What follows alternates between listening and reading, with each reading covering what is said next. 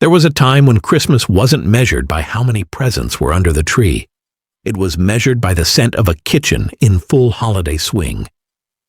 Before grocery store cheesecakes, tins of imported cookies, and unhinged consumerism took over, our mothers and grandmothers were stirring, whipping, rolling, and baking treats so unforgettable they practically wrote their own Christmas carols. These weren't fancy desserts from glossy cookbooks. These were the old recipes tucked behind flour-dusted measuring cups, handwritten on index cards curled at the corners and passed down like heirlooms. But somewhere along the way, these desserts slipped out of our kitchens. Today, we're dusting them off, so settle in, because we're about to revisit 25 old Christmas desserts no one makes anymore. Ribbon cane syrup cake. This cake was once considered the crown jewel of a Deep South Christmas table, especially in families who still bought ribbon cane syrup from local farms or roadside stands. The syrup itself had a sweet, smoky depth that no bottle in the grocery store has ever successfully duplicated. Housewives mixed it into a thick batter that darkened into a mahogany color as soon as flour met syrup. The aroma filled the whole house long before the timer dinged, drifting down hallways and convincing kids that Christmas had officially begun. Once baked, the cake had a rich sheen on top that came naturally from the syrup caramelizing in the oven. No icing was needed, and most cooks wouldn't dream of adding any anyway. The texture was dense but tender, the kind you could slice thin or thick depending on how big a bite you needed to end the day. Many families served it warm from the oven with nothing but a cold glass of milk. Others saved it until Christmas Day, letting the flavors settle and deepen. It wasn't a showy dessert, but it was the one that stayed in people's minds long after the tree came down. A slice of this cake was like taking a bite out of family history, and every recipe card looked like a treasure map stained with syrup rings.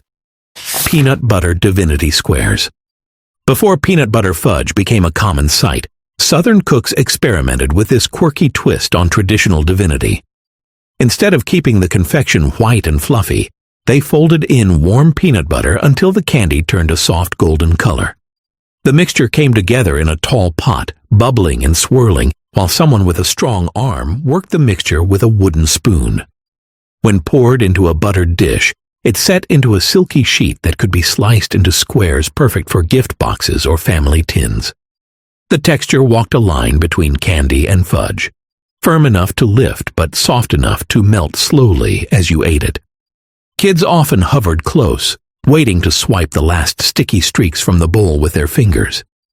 These squares packed a sweetness that lasted long after the bite was gone. They stored well, too, making them a reliable dessert for long visits from relatives. Some families added chopped peanuts for texture, while others kept it smooth as custard.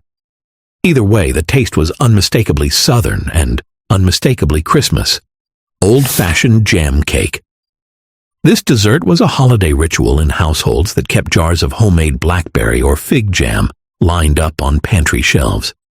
The cake batter blended warm spices like cinnamon, clove, and nutmeg with a generous scoop of dark jam, turning the entire mixture into a deep, reddish-brown masterpiece. As it baked, the jam caramelized inside the cake, creating pockets of sweetness that tasted almost like dried fruit. Many cooks added chopped walnuts or pecans for a bit of crunch, making the cake feel both rustic and festive. The smell alone could pull folks inside from a chilly December porch. Once cooled, the cake was sometimes frosted with caramel icing that dripped down the edges in thick ribbons. Other families insisted it needed nothing but a dusting of powdered sugar. This was a dessert that tasted better the next day, making it ideal for Christmas Eve preparations. Every slice told a story of summer berries turned into something magical for winter. It was the kind of cake that reminded people of their grandmother's apron and the sound of a kettle steaming on the stove. Buttermilk coconut pie. This pie sat in many Southern refrigerators during the holiday season, chilled and waiting under a square of wax paper. It began with a custard-like filling made from tangy buttermilk, sugar, eggs, and a full handful of shredded coconut. As it baked, the coconut floated upward and formed a lightly toasted layer on top that smelled like tropical snow. The filling beneath stayed silky and bright, balancing sweetness with the buttermilk's gentle tartness. Many cooks made several pies at once, knowing full well one would be cut into before Christmas guests even arrived. The crust, often homemade, browned beautifully around the edges, giving each slice a buttery crunch. Kids loved the cool, creamy texture, and adults appreciated how light it felt after a heavy holiday supper. It was a pie that didn't shout for attention, but earned admiration with its simplicity. Leftovers, when they existed, tasted even better the next morning with coffee. This dessert was a staple in communities where coconut felt exotic, making it a Christmas treat folks looked forward to all year. Old-timey applesauce stack cake. Stack cakes were a point of pride in many Appalachian and Southern families, and the applesauce version was especially beloved at Christmas. Instead of one tall cake, cooks made several thin layers, each one baked separately like oversized cookies. Warm, spiced applesauce was spread between the layers, soaking into each one over the course of a day or two. The cake transformed as it rested, turning moist, rich, and almost pudding-like in the center. Families often kept it tucked away in a cool room, making kids swear not to touch it until it was ready. When sliced, the layers looked like tree rings, each marking time and tradition. The flavor deepened as it aged, making the texture more satisfying with every passing hour. Some cooks added dried apples for extra chewiness, while others smoothed the layers perfectly flat.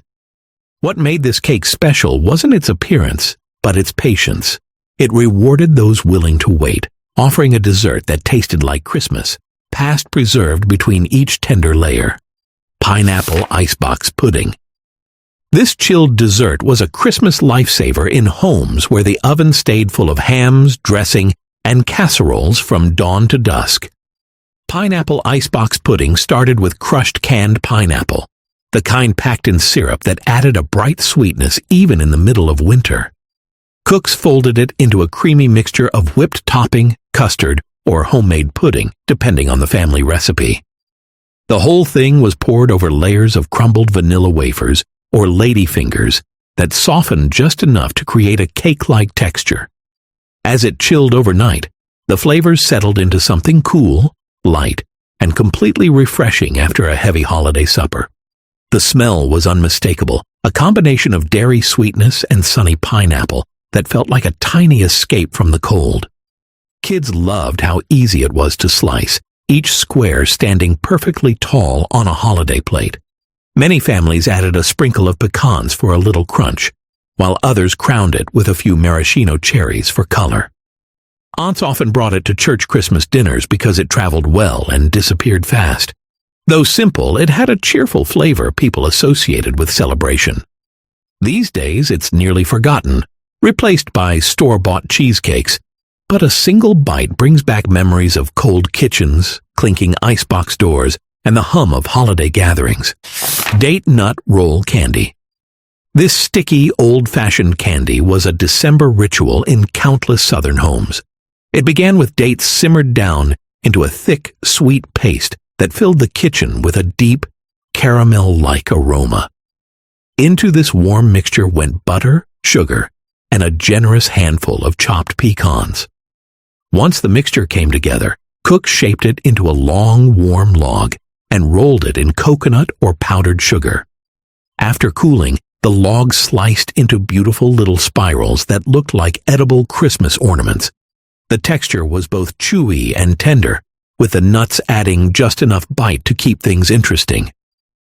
Children often hovered nearby, waiting for the trimmings at the ends of the log, the unofficial cook's reward. Many families made it only once a year, which made each piece feel special. The candy kept well tucked inside decorative tins, ready for visiting neighbors or Christmas Eve nibbling.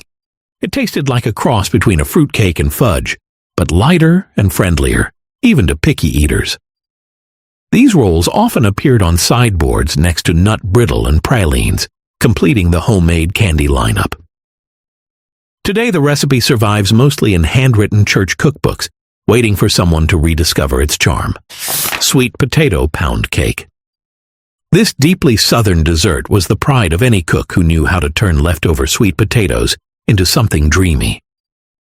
The mashed sweet potatoes gave the batter a velvety texture, turning the cake a warm golden color that looked festive on any Christmas table. Cinnamon, nutmeg, and just a touch of ginger brought a cozy spice to every slice. The batter baked into a tall, sturdy pound cake with a gentle sweetness that didn't overpower the spices. When it came out of the oven, the entire house smelled like the holidays had reached their peak. Many cooks glazed it with a thin drizzle of vanilla icing that sank into the top, adding a whisper of sweetness rather than a thick layer. Others preferred it plain, letting the natural flavor of the sweet potatoes shine. The cake sliced beautifully, each piece smooth and dense with a tender crumb. A warm slice with a cup of coffee was often the unofficial breakfast the week of Christmas. This was the kind of dessert that lasted for days without drying out, making it perfect for long visits from family. It was a humble but unforgettable holiday staple in Southern kitchens where nothing ever went to waste. Cornflake holly wreath treats. Long before fancy decorated cookies dominated Christmas trays, Southern families made these cheerful little cornflake holly wreaths. They started with melted marshmallows and butter mixed with green food coloring until the whole pot looked like Christmas itself. Cornflakes were folded in, creating a glossy, textured mixture that kids loved to stir. Small handfuls were shaped into tiny wreaths on wax paper, and each wreath was crowned with a few red cinnamon candies to mimic berries. The treats set quickly, making them perfect for last-minute holiday gatherings or school parties. Their crunchy, chewy texture was unlike anything else on the table. Kids loved them because they looked festive, and adults secretly liked that they tasted better than they looked. Many families made them in big batches because they were as fun to assemble as they were to eat. These wreaths often showed up in old Southern church cookbooks under titles like Holiday Rings or Christmas Cornflake Drops. They were simple, cheerful, and entirely homemade, the kind of dessert that brought everyone into the kitchen. Today, they're rarely seen outside nostalgic recipe swaps, but anyone who tries them remembers how delightful they are. Molasses crinkle cookies. These cookies were a December ritual in countless Southern homes long before gourmet ginger cookies took over bakery windows. Molasses gave them their deep color and rich, comforting flavor, the kind that reminded people of cold mornings and wood-burning stoves. The dough was rolled into balls and dipped in sugar before baking, creating a sparkling exterior that cracked open into perfect little fissures as they rose. The spices inside, usually cinnamon, ginger, and clove, filled the kitchen with a warm perfume the moment the tray came out of the oven. Each cookie had a soft, tender center with a hint of chew from the molasses. Families often kept a tin of them on the counter all week, ready for guests or late-night snacking. Kids loved the way the sugar melted onto their fingertips. Adults appreciated how perfectly they paired with coffee or hot tea. Many Southern grandmothers doubled the recipe so there'd be enough for Christmas Day and the days after. The cookies were simple, but they carried the spirit of the holiday in every bite. Nowadays, they're overshadowed by more elaborate treats, but nothing quite replaces the nostalgia baked into each crinkled cookie. Orange slice candy cake. This legendary Southern fruitcake in disguise was once a Christmas showstopper, especially for cooks who loved using pantry candies in creative ways. The recipe relied on those thick, chewy orange slice candies sold in little sugar-coated wedges that stuck to your teeth in the best way. Chopped into bits, they melted into the batter alongside pecans, dates, and coconut, turning the whole cake into a sticky, citrus-scented masterpiece. The mixture was dense enough to require a sturdy spoon and a determined arm. When it baked, the candied pieces softened even more, creating bright pockets of flavor throughout the cake. Slicing it revealed colorful jewel tones that sparkled under the kitchen light. Many families wrapped it tightly and let it rest for a day or two so the flavors could settle. Kids loved it because it felt like someone had hidden candy inside a cake, and adults appreciated the nostalgic flavor that tasted like a Christmas stocking transformed into dessert. This cake traveled well and often appeared at potlucks or church socials in December. Even now, people remember the satisfying chew that made each bite feel festive. It's rarely made today, but the recipe remains tucked in countless hand-me-down cookbooks. Bourbon balls rolled in powdered sugar. Bourbon balls weren't just a treat. They were practically a rite of passage for Southern families during the holidays. These no-bake confections began with crushed vanilla wafers, pecans, cocoa powder, and a generous splash of good bourbon. The mixture was stirred until moist and fragrant, then rolled into small balls that packed a surprising punch. Each piece was coated in powdered sugar, which clung to fingers and lips like festive confetti. The flavor was bold and warm, a mix of chocolate, nutty sweetness, and the unmistakable hint of bourbon. They improved with time, growing smoother and deeper in flavor after a day or two in the tin. Many grandmothers tucked them away out of reach of kids, though curious hands often found them anyway. These treats made their way into neighbor gifts, Christmas receptions, and New Year's gatherings. They were small but memorable, often leading to stories of accidentally eating too many. Today, they've nearly vanished from modern dessert spreads, yet one whiff of that bourbon cocoa aroma is enough to transport anyone straight back to a childhood Christmas. Coconut snowball cakes. These charming little cakes looked like freshly rolled snowballs sitting on holiday platters. They started with small rounds of yellow or white cake, usually baked in tiny molds or scooped from leftover sheet cake. Once cooled, the pieces were dipped in sweet icing or thinned frosting that acted like edible glue. Each cake was then rolled through a bowl of shredded coconut until it disappeared completely beneath the fluffy white coating. The finished snowballs were soft, sweet, and lightly scented with vanilla and coconut. Kids adored them because they looked playful, and adults appreciated that they were easy to serve without slicing.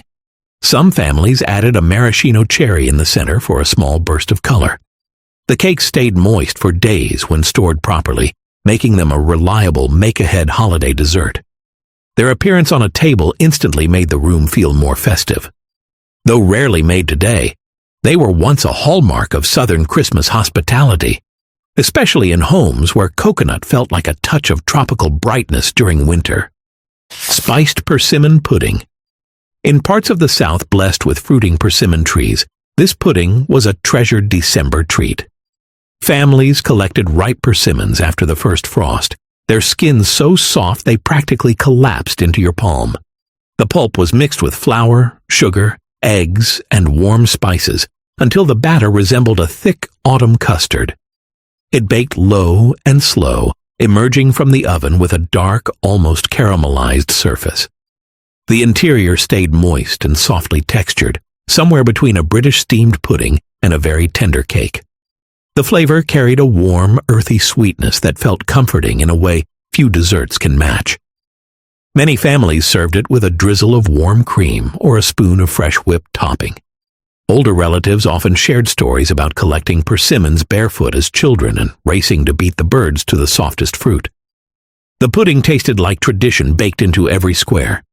Today, as persimmon trees become less common near Southern homes, the recipe has slipped into obscurity. But anyone who tasted it remembers its unique flavor and the sense of place it carried. Caramel iced pound cake. This was the cake every Southern grandmother could make with confidence, especially during the holidays. The pound cake itself was buttery, tall, and finely textured, the kind that sliced cleanly and looked beautiful on a platter. But the real magic was the caramel icing made in a heavy pot on the stove. Sugar, butter, and cream simmered together until the mixture turned the color of a worn leather Bible cover. Once warm and pourable, it was drizzled over the cake and allowed to set into a soft, glossy layer. The icing formed tiny ripples as it cooled, giving each slice a luxurious look. The flavor was deep and comforting, with hints of toasted sugar that made the whole dessert feel rich without being heavy. This cake often appeared at Christmas Eve family gatherings, where it stood proudly beside pies and cookies. Adults reached for thin slices first, then returned for bigger ones when no one was watching. It held up beautifully over several days, making it a reliable holiday treat. Though simple, its combination of texture and old-style caramel flavor made it unforgettable. Fig preserve thumbprint cookies. These cookies were a Christmas-time staple in households that canned their own preserves, especially fig. The dough was a simple butter cookie base made from pantry staples, but the charm came from the little well pressed into the center of each ball with a thumb or the back of a spoon. Into that tiny pocket went a spoonful of homemade fig preserves, thick and glossy with seeds that added a subtle crunch. As the cookies baked, the dough puffed gently around the filling, cradling the jam like a tiny Christmas ornament. The aroma from the oven was warm and buttery, softened by the deep sweetness of cooked figs. These cookies cooled into tender, slightly crumbly rounds that melted the moment you bit into them. Many Southern grandmothers made them only in December, saving their prized preserves for the season. They were small enough to fit several on a plate, making them perfect for visiting neighbors or church gatherings. Kids usually ate around the edges first, saving the jewel-like center for the final bite. These cookies rarely lasted long enough to store, but when they did, they aged beautifully in tin boxes lined with wax paper. Today they're overshadowed by more elaborate holiday cookies, but their quiet charm still lingers in old family cookbooks. Raisin custard pie. This pie was a wintertime treat popular in households where simple ingredients were stretched into something special. Raisins simmered briefly in water or a splash of brandy to plump them up, turning them soft and fragrant. They were then stirred into a silky custard mixture of eggs, sugar, milk, and a touch of nutmeg.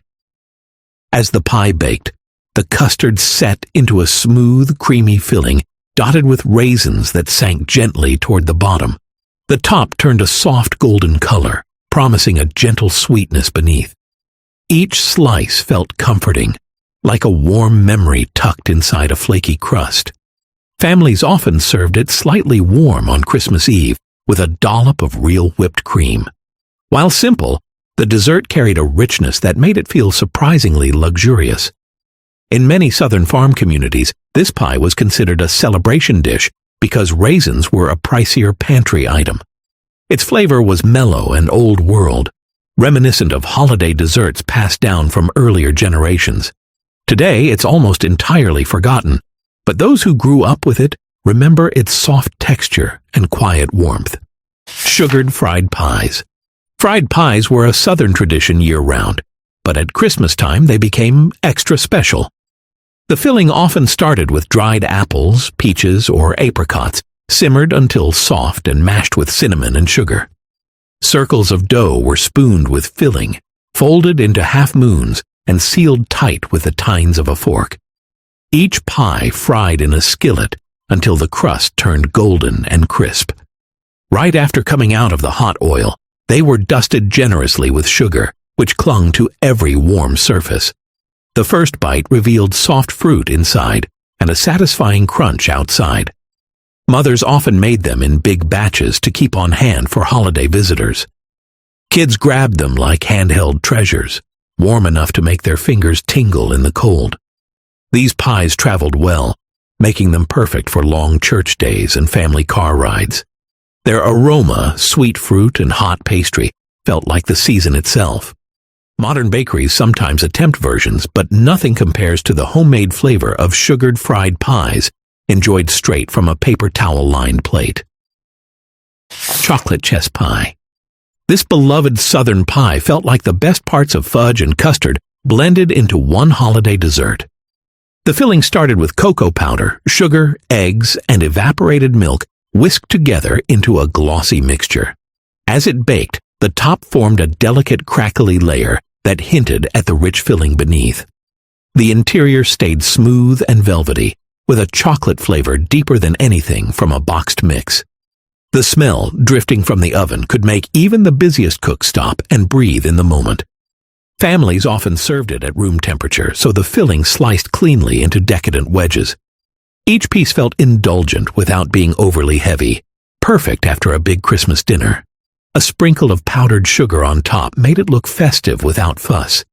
Many Southern holiday tables featured at least one chess pie, lemon, vanilla, or chocolate, and the chocolate version was always the first to disappear.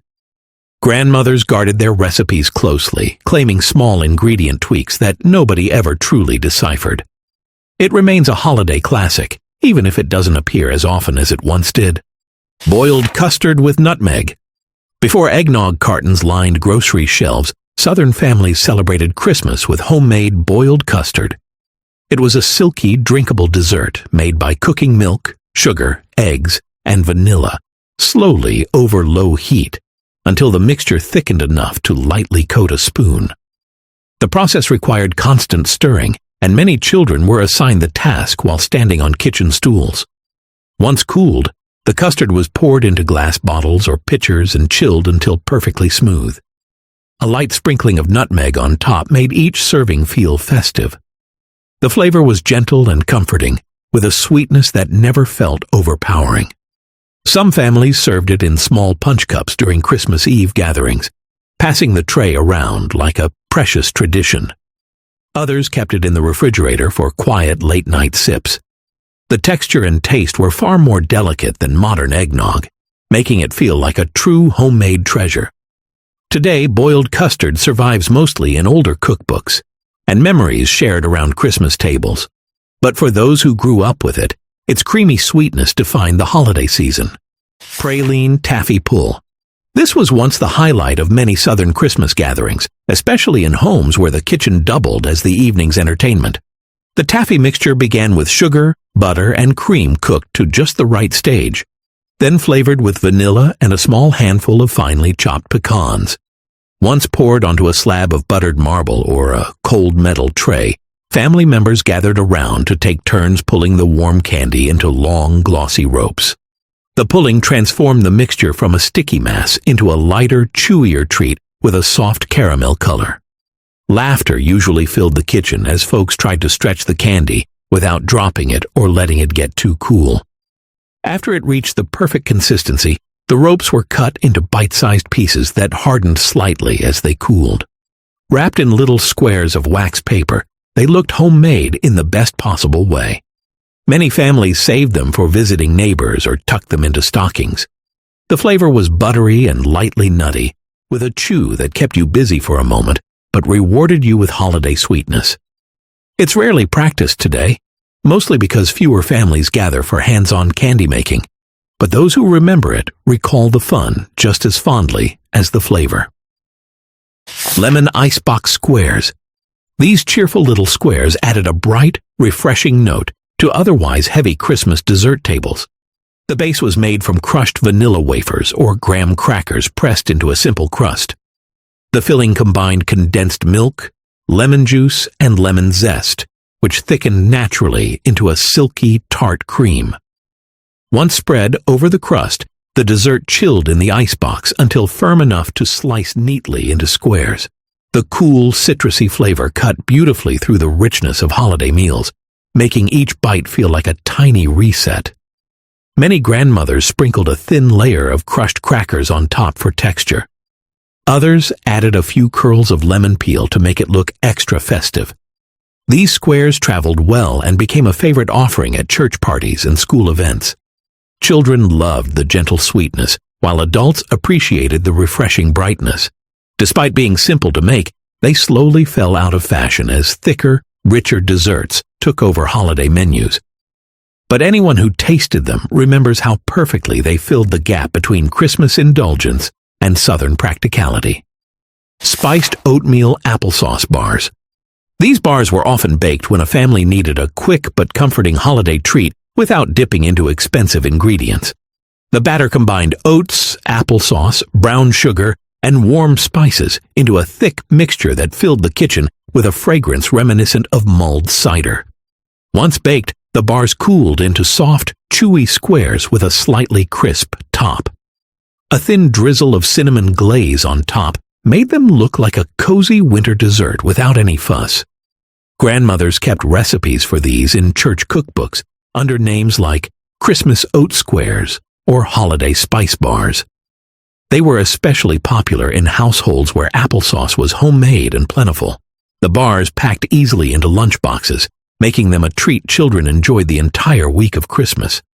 Adults appreciated them with late-night cups of coffee after wrapping gifts. While overshadowed today by fancier cookie assortments, these bars represented the heart of old Southern holiday baking, simple, warming, and tied to the rhythm of family life. Blackberry wine cake. This dessert brought a touch of elegance to Christmas tables across the South, especially in families who kept homemade berry wine tucked away for special occasions. The batter included blackberry wine, which added a rich purple tint and a subtle fruity aroma to the cake. As it baked, the wine mellowed into a warm, berry-sweet flavor that complemented the spices often added to the batter. The cake typically emerged tall and dense, with a texture similar to a pound cake, but softer at the center.